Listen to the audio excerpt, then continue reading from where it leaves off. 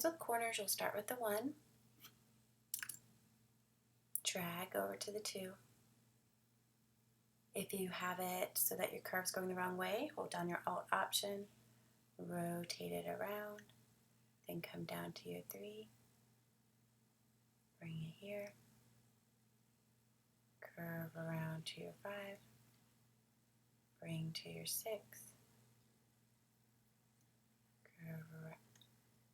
curve around to your 8. If you miss it, you can connect back with your anchor point. You might need to fix your curve again.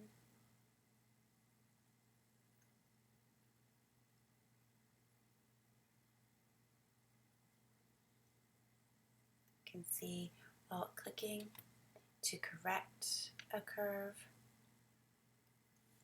So here, if I Alt click, you can see I need this one to be over in the 11, come down to my 12, and then bring it out to my 13. Going to wrap this around to 14 again, come to 15,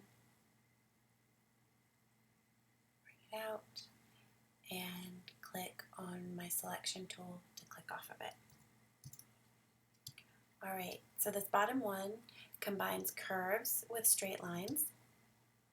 So we're going to be using the shift click to have straight lines. So I click on the 1, drag up without letting go to my 2. You can see I have the curve going the wrong way, so Alt click, rotate. Now it's in the right way, so now I can pull down from my 3. I'm going to Alt click on my last point, now shift click to my 6. Here, I'm going to Alt option on it so that I get a handle up to my 7. Click on my 8, pull down,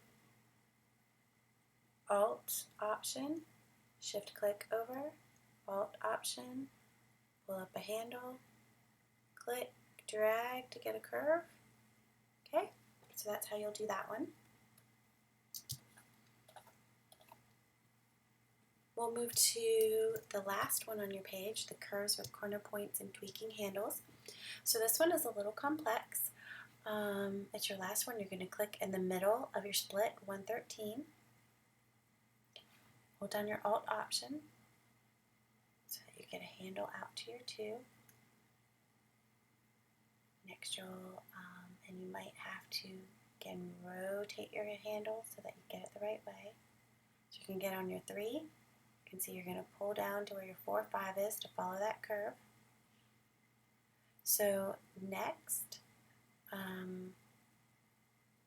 your next click is really going to be where the 7 is. And you can see you're going to bring your handles down so that you get,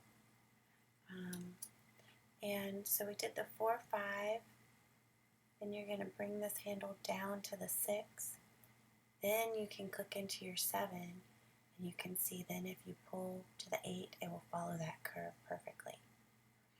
Okay, so next it shows you're going to Alt option, grab that 8 handle, bring it down to the 9.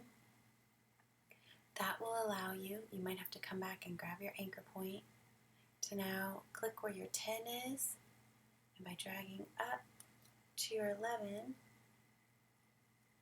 whoops, I think I've messed up a little bit, so we'll come here and we'll just make sure, Alt option, we know we want one handle here at the 8, and we're going to bring that handle down to the 9, and we're going to click, okay, now we have the curve going the right direction to the 10, and that gives me following the curve. So if you ever mess up, you can just kind of go back to where you last were. So now on your 10, you have your 11 here. I'm going to Alt option, grab my handle, bring it to the 12, and you can see my closed shape, my circle next to the pin, so I'm going to grab that 13. Okay, you're going to click into your 13 and carefully, let's see. So I closed it, I clicked first. Now I'm going to Alt and see if I can bring. Okay, let's see, now we want this one to go right. Okay, so that's pretty much the shape. So at this point, you're going to be working a lot with your Alt options and grabbing handles so that you can get your line to follow the shape exactly. On this top one, I'm not going to show you the exact, but basically you're going to be doing curves. So you have your 1, bring it up to your 2. If it's going the wrong direction, you can use your convert tool to rotate. Still wrong direction, so I will rotate further around. Now I've got right 3, make a curve. You can say bring it down to my 4. Now it says I'm going to bring this one, so I'm Alt optioning, bring my handle here. Sometimes you'll have to go back to your anchor point, and now I can make my next curve. And you might have to look and say, okay, did I get that the right way? What anchors do I need? Maybe we have it like that.